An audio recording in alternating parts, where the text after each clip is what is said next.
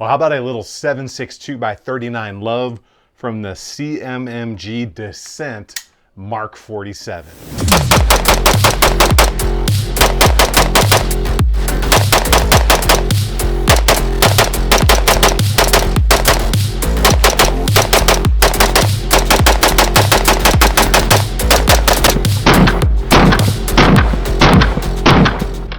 Welcome back, everybody. I have got an interesting one for you today in the way of the new CMMG MK47 in the Dissent line. So this is a side charging, AK mag taking, 7.62 by 39 spitting setup with a folding, collapsing, and a height adjustable stock on it, which is just very, very cool and very, very unique. Now, I do have to do a bit of a disclaimer here because this was sent in for the channel for testing by CMMG.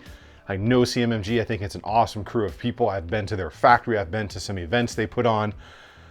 But as you're gonna find out throughout the video, that is definitely not gonna sway my opinion because like everything else here in the channel, nobody gets a free pass and everything has to stand on its own. All right, let's go ahead and talk about the range performance here with the MK47 Dissent, the issues I ran into and how it was handled by CMMG. Now I got the call from the FFL that this one was in, so I went down, picked it up, pulled it out of the box, and the first thing I noticed was it is just super smooth. It's like it's rolling on melted butter in there, which pretty much is the feeling I get from just about everything that comes out of CMMG. I also noticed that the trigger in here, as you can see right there, is definitely not a mil-spec trigger, and it was very good. It's actually a drop-in by Rise Armament, and they absolutely nailed it on the trigger. So the thing felt just great out of the box. Great machine work, great ergonomics, ambidextrous safety, really good size bolt release right there. The controls up here on the charging handle were good. They were in the right place. They were nice. They were smooth, easy to get to, all that good stuff. And overall, I had a great first impression of this thing, just taking it out of the box. So I rigged this one up the way I like to do, similar to a lot of other stuff I have with the Holosun 510C right there with the Holosun riser on it. It's a little bit taller, so you kind of have an easier time not having to bury your head down. I like taller optics. And then an HRT light on there with the omnidirectional switch right there, which is awesome. I've been running that thing a lot recently. Pretty basic, but I had to make it look good for the camera. And obviously you want similar stuff on there that you would run out there in real life. And obviously you want to run it with an optic, otherwise you wouldn't have any sights on it. And if you guys are interested in anything you see here today or doing some more of your own research, I will have everything linked at the parts list down below, so you can do a little bit more reading and maybe figure out some ways to not pay full price for things. So next I moved on to some just dry fire in my house, just doing some ready up drills, working the magazine exchanges, because like any other AK, it's very different. The bolt doesn't lock back since it's an AK design, and then your magazine exchanges are obviously very different. You can take one mag, bang the other one out with the button here, put it in, rack it, and you're back in business. So got the thing out to the range and I started to work through the drills and do everything that I do when it comes to testing out a brand new rifle. That first day I got about 300 rounds through it, and I have to say the thing was absolutely running top notch. The trigger felt really good. It's that Rise Armament trigger in there. It's like a hybrid curved flat design. Recoil was absolutely outstanding. It has an Aero Precision adjustable gas block in there.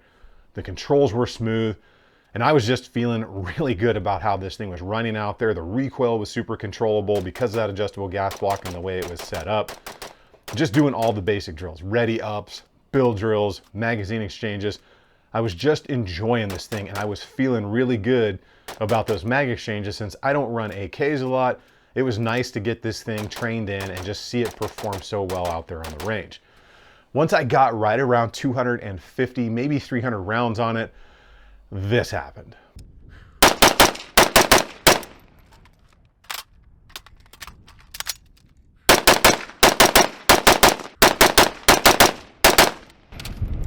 Whoa, what the fuck? Holy shit. That whole rail just came off while I was firing it. Jesus Christ. That's the charging hand. I can't even clear the weapon right now. So the charging handle's connected to the rail, right? So I can't, you gotta be, what the fuck? So I know this is tough to see, and it's really tough to hear because it's windy. That's just a clamshell design with 2 screws on the bottom came off. The charging handle's a part of it. So I gotta clear this out. So I'm just gonna try to jam the upper back on, or the rail back on there, at least enough to get it off, or get it clear. What the fuck? Wow. Wow. Oh my God.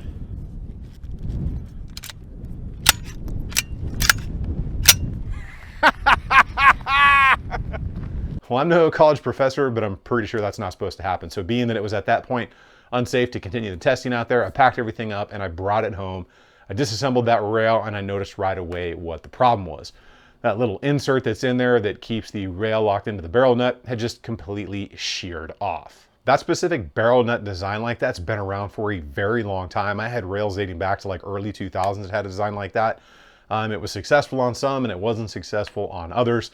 Regardless, I took photos of it, I sent them off to CMMG and they immediately sent out a new piece for me to put in there and continue the testing. Now, before we get into that next range day on the CMMG Dissent here, if you guys like seeing videos like this and getting realistic, honest information on things that you may be interested in, make sure you subscribe to the channel. It's going to do a couple things. One, it's going to make sure you don't miss any vital information on things you might want to know about. And two, it's going to help push this video to other people so they can benefit from the information. And maybe some of those people have never been exposed to 2A content before, or things like this, obviously.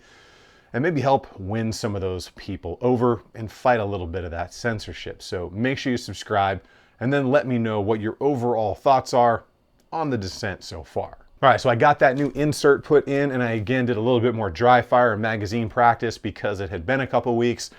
And again, I was super excited to get this thing back out on the range because that upfront experience was actually going really well until that little mess up with the rail, I guess you could say. And it just kind of seems to be over the past several months, maybe past 3 months, it's kind of been my turn to get some problem childs. And that started off with that Daniel Defense Wrist 3 when the thing literally just wouldn't run. Try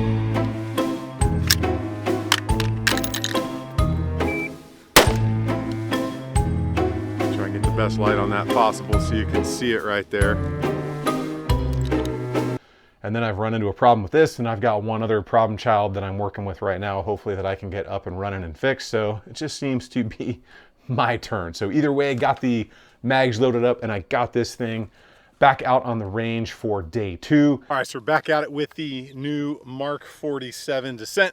We got that new little piece in. We are going to try this out and make sure that this thing runs and that the rail doesn't come off again, right?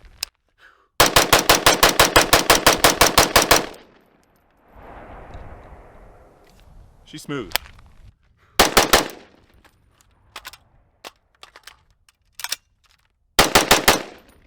And again, I was super excited at the way it was performing, and I was just running those drills, hammering on that trigger because it's awesome and things were just going great. I was immediately reminded of how good the trigger was, how that recoil felt, and just the overall performance of this thing. And I thought to myself, damn, this is just good. And that has been my experience with everything I've got from CMMG in the past. I'm feeling pretty good about those AK style mag exchanges. I never do those. So I kept rocking and rolling, doing those basic range drills, ran mag after mag, and right about an additional 300, maybe 400 rounds or something like that, I slowed down and stopped, and I noticed again this. All right, so we just wrapped up with the Dissent out here on the range, and it does look like, if you take a good look right there, you can see the separation between the rail and the upper. I'm just gonna drive back into it and see if it goes back together at all.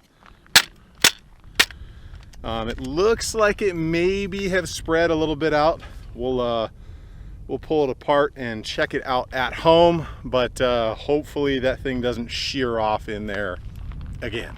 As you can see, after firing several hundred more rounds through the MK47 Dissent, that rail began to separate from the upper receiver again, and I figured rather than have the rail come off under recoil and while I was firing the thing, and that being as dangerous it is because now your hand's way up here, again, I shut down for the day, packed it up, and I wanted to get it home and see, is that just a normal amount of space, or was that thing having another problem?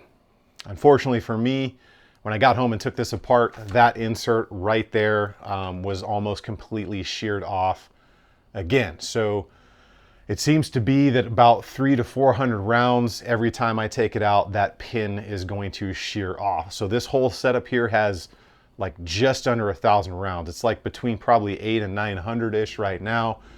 And that insert for the rail to keep it in place and to keep the rail from coming all the way off forward seems to have broke down at a regular interval of somewhere between like maybe 375 rounds or something like that, right in there. I didn't count every single round, but just knowing how many rounds I fired on each of those days, it's about that number. So at this point for me, it seems to be that that insert in this rail can just not take the recoil of that 7.62 by 39.